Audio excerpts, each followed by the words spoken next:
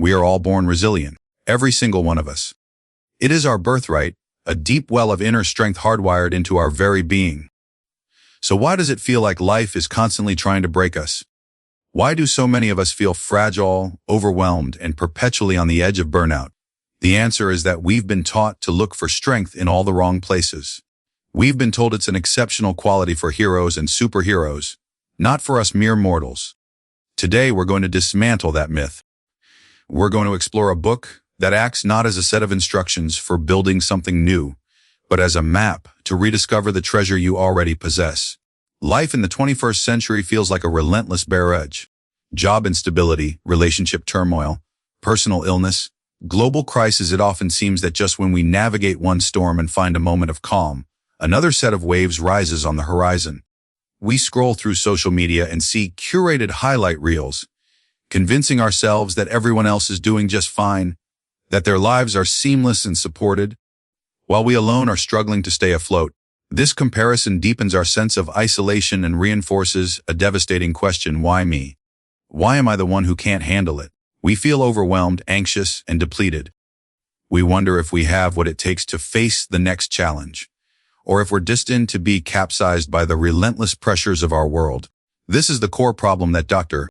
Gail Gazelle confronts in her profound and practical book, How to Be Resilient: Simple Steps to Embrace a Positive Mindset and Build Inner Strength. And her grand promise is not that she will give you a new, unbreakable shield. It's something far more powerful. She promises to show you that the shield was never missing in the first place. You already have resilience deep within you, like an unshakable inner core of strength and capability. For many of us, she explains, this core has simply been buried under years of self-doubt, societal pressure, and painful experiences. We just never learned how to access it. Gazelle is a uniquely qualified guide for this journey of excavation. She is a physician of 30 years, a part-time assistant professor at Harvard Medical School, and a master-certified coach. She has stood at the bedsides of the terminally ill as a hospice doctor, witnessing firsthand how some people, in the face of life's ultimate challenge, could mobilize their inner resources to find peace and meaning. She has coached over 700 physicians, some of the most high-achieving and stressed professionals on the planet, helping them overcome burnout and reconnect with their purpose. And perhaps most importantly, she has walked this path herself, growing up in a home that looked happy on the outside, but was filled with significant abuse. She had to find her own way to process, recover, and move on from deep trauma. She knows, from both professional and personal experience, that resilience is not a mythical trait. It is a renewable, trainable, and accessible power that resides within every one of us.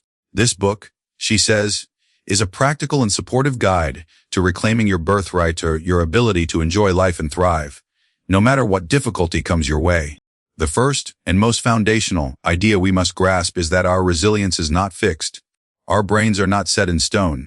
This is the revolutionary truth of neuroplasticity. For centuries, we believed that the adult brain was largely unchangeable. But modern neuroscience has shown us the exact opposite is true. Our brains are highly malleable, constantly changing, rewiring, and adapting based on our thoughts, actions, and experiences. As Dr. Gazelle puts it, neurons that fire together, wire together. This is the biological bedrock of hope. It means that whatever our current habits of thought, whatever negative patterns we've fallen into, we have the power to create new ones. Think about why we get so stressed in the first place. Our brains have an ancient, ingenious system for reacting to danger: the fight, flight, or freeze response. When our prehistoric ancestors faced a saber-toothed tiger, this system flooded their bodies with hormones like cortisol, sharpened their focus, and prepared their muscles to either fight for their life or sprint to safety. It was incredibly useful. The problem is, our brains aren't great at distinguishing between a physical threat and a psychological one. Today, that same life or death response can be triggered by a passive-aggressive email from our boss, a horn honking at us in traffic, or even just ruminating about an awkward conversation from last week. Our sympathetic nervous system goes into overdrive, and if this happens chronically, the constant exposure to cortisol wreaks havoc on our well-being, leading to anxiety, depression, insomnia, and a host of physical ailments. But here is where neuroplasticity offers us a way out. By consciously and intentionally practicing new ways of thinking, We can literally build new neural pathways. We can train our brain to respond more effectively. Gazelle shares the story of a man named John. John's father was relentlessly critical and demanding, constantly telling him he wasn't smart enough or good enough. By adulthood, John had internalized this voice. He lived with a deep sense of inadequacy, and the slightest negative feedback would send him into a spiral of fear and anxiety. But in his 40s, he began therapy and learned a powerful truth. His own thought patterns were reinforcing his father's false messages. He began to intentionally practice countering those negative thoughts with compassionate, affirming ones, like "I have many strengths. I am a smart and talented person." It took time and effort, but gradually, he was rewiring his brain. The old painful pathways grew weaker from disuse, while the new positive pathways grew stronger. His anxiety lessened, and he developed a more accurate, positive sense of himself. John couldn't change his past, but by harnessing the power of neuroplasticity, he fundamentally changed his experience of the present. This is the core principle of the book. What you practice grows stronger. If you dwell on grudges and self-criticism, you cultivate negativity. If you intentionally focus on your strengths and what's going well, you build the neural architecture for positivity. Your resilience is not a matter of luck, it's a matter of practice. With this foundation, Gazelle builds her framework upon 6 key pillars that cultivate resilience. The first, and perhaps most vital, is connection. We are fundamentally social creatures. Our ancestors' very survival depended on banding together for mutual support. To be isolated was a death sentence. That ancient need is still wired into our DNA. Today, loneliness is as powerful a risk factor for heart disease and stroke as smoking or a sedentary lifestyle. And in our hyper-digital world, we are facing an epidemic of it. We have thousands of online friends, but can still feel profoundly alone, because texting and social media lack the true human contact our nervous systems crave. Dr. Gazelle expands our understanding of connection beyond just family or romantic partners. She introduces the work of psychology researcher Barbara Fredrickson, who highlights the importance of micro moments of connection. These are the small, often fleeting moments of warmth and positive resonance we share with another living being. It could be the shared laughter with a friend, a kind smile from a stranger on the street, a pleasant chat with the barista at your coffee shop, or even just petting your dog. These tiny moments, which we so often overlook, are like engines that drive the upward spiral of resilience. When they occur, our brain releases oxytocin, the same love hormone released in moments of deep romantic connection, which dampens fear, increases trust, and builds a sense of calm. When we learn to pay attention to these micro moments, to savor them, we amplify their benefit, filling our well of resilience one small drop at a time. The power of a single, meaningful connection can change the entire trajectory of a life. Consider the story of Rob. The youngest of 3 boys, Rob's father abandoned the family shortly after he was born, and his alcoholic mother struggled to provide any stability. He was smart and industrious, but unsure of himself, with no role models for success. Then, in 3rd grade, a teacher entered his life. This teacher saw Rob's potential. She believed in him, challenged him with more difficult work, and became a source of profound validation. Looking back, Rob credits that single relationship with giving him the assurance and security he needed to see that he could use his talents to forge a path completely different from the one he was born into. This is the power of connection. It provides us with trust, it gives us role models, and it offers the encouragement and reassurance that are pivotal for our well-being. The second pillar of resilience is flexibility. This is not just about enduring hardship and bouncing back. It's about cognitive and emotional flexibility, the ability to look at our circumstances with new eyes. So often, we get locked into a single, rigid way of viewing our lives. To break free, Gazelle introduces one of the most powerful concepts in the book, the first and second arrows of pain. The first arrow is the actual, unavoidable, painful event in life. It's losing your job, getting a difficult diagnosis, or experiencing a painful loss. This arrow is a part of life, we cannot control it. The second arrow, however, is the one we fire at ourselves. It's the story we create about the event. It's the self-blame, the rumination on unfairness, the catastrophizing about the future. The second arrow is where we take the facts of the situation and spin them into a narrative of fear, anger, insecurity, and depression. This second arrow, Gazelle argues, is the source of most of our unnecessary suffering. She tells the story of Tom, who was informed on the Friday before Thanksgiving that his job was being cut. The first arrow was losing his job, a painful event for anyone. But Tom immediately fired the second arrow. His mind was consumed with thoughts like, why is this happening to me? I'm such a failure. Everyone knows that I always mess everything up. Absorbed in this painful story, he slept poorly and was irritable with his family. The holiday he had been looking forward to passed by in a blur of self-judgment and misery. The key tool for dodging this second arrow is mindfulness. Mindfulness, in its simplest form, is focusing your attention on the present moment without judgment. When we practice it, we learn to observe our thoughts as transient events, like clouds passing in the sky. We realize that the harsh, critical narrator in our head is not reality, it's just a storyteller, and often a very unreliable one. By coming back to the present moment, to the simple sensation of our breath, we create a space between the first arrow and the second. We see that the story of a failure is just that, a story, not a fact. And in that space, we find the flexibility to choose a different response. This flexibility is further cultivated by embracing what Buddhist traditions call the 3 marks of existence. First, suffering happens. It's a basic, unavoidable fact of life for everyone.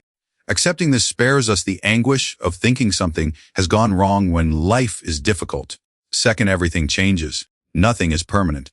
Our relationships, our bodies, our emotions, they are all in constant flux. When we are in a difficult spot, this truth reminds us that it won't last forever. And third, there is no self, which Dr. Gazelle simplifies to mean that not everything is about us. So often we take things personally. A coworker's short text is interpreted as an attack. A friend's bad mood is seen as our fault. Recognizing that other people's actions are usually about their own fears, insecurities, and circumstances not ours liberates us from an immense amount of unnecessary pain. The third pillar is perseverance, and its essential fuel is purpose. Gazelle introduces the work of researcher Angela Duckworth on grit, which is defined as the passion and perseverance to achieve long-term goals. The research is clear: sustained effort is a far greater predictor of success than raw talent. As Duckworth says, talent counts once, effort counts twice. But where does this effort, this perseverance, come from? It comes from having a sense of agency, the belief that we can impact our situation, and from being connected to a deep sense of purpose. Our motivation is strongest when it is intrinsic, not extrinsic. We are far more likely to persevere when we are acting from our own free will, doing something we find valuable in itself, rather than being forced or motivated by external rewards like money or praise. This is why connecting with our purpose is so critical. Dr. Gazelle tells the story of Diedre, who dreamed for 5 years of writing a novel about a woman finding her voice in the Catholic Church. The subject was deeply important to her, yet she struggled with writer's block and procrastination. What changed things was sharing her goal with her family. When she struggled, they would remind her of her purpose, of how important this story was to her. That connection to her why gave her the strength to persevere and finish her novel. For those of us who aren't as clear on our purpose, Dr. Gazelle offers a powerful tool, the life purpose statement. It's a simple template. I am the hard describe yourself.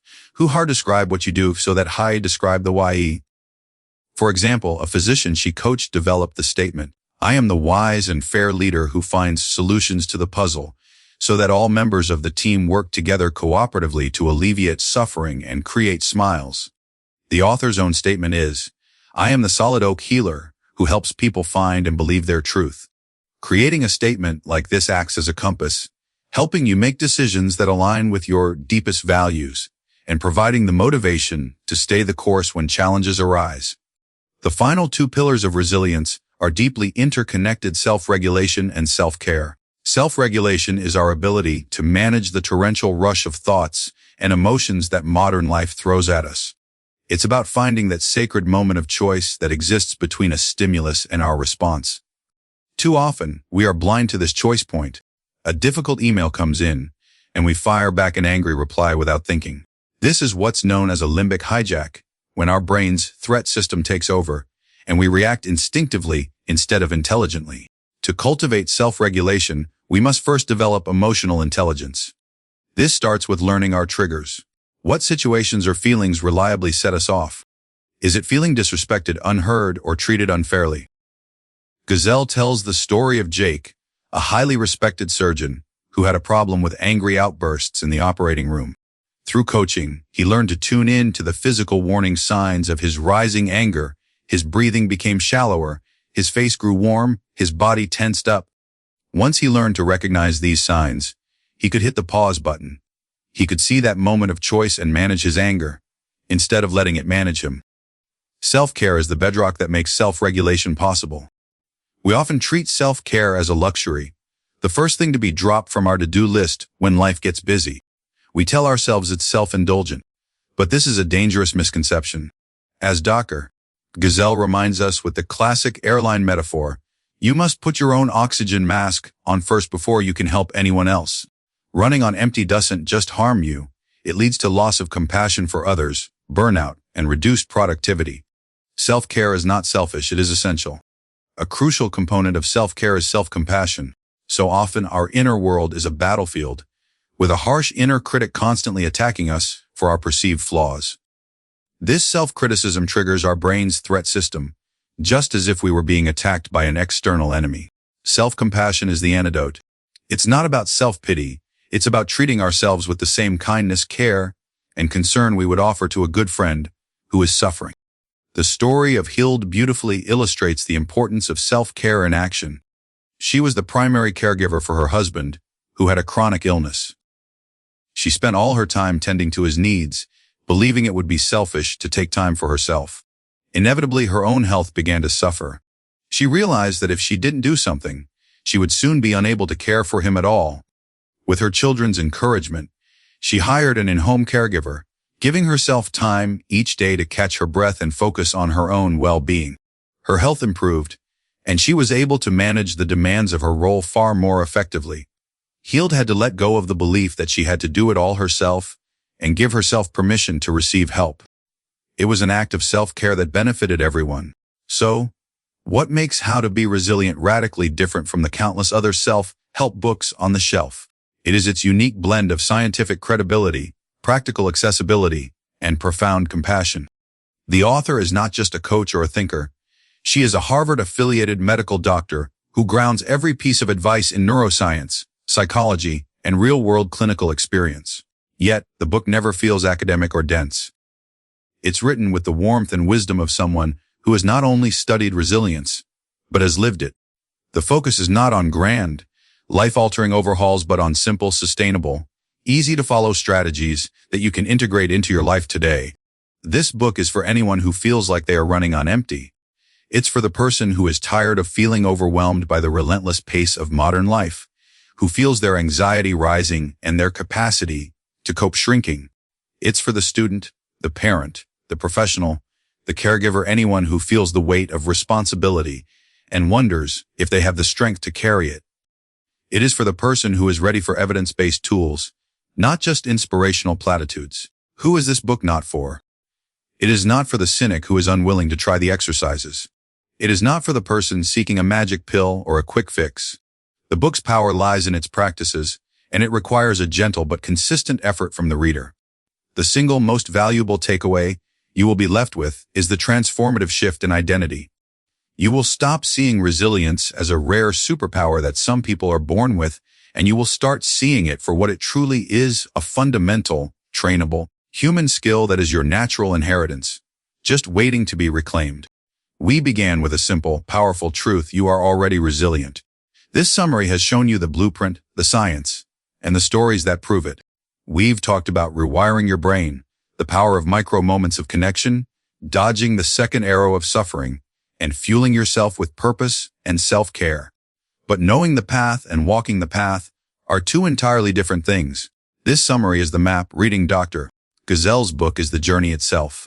To truly feel these concepts take root in your life, you have to let her gentle wisdom and practical exercises guide you day by day. To buy this book is not just to acquire information, it is to make a commitment to yourself. It is an act of profound self-care, an investment in rediscovering the unshakable core of strength that is, and always has been, yours. The link to purchase How to Be Resilient is in the description below. Take that next step. Reclaim your birthright.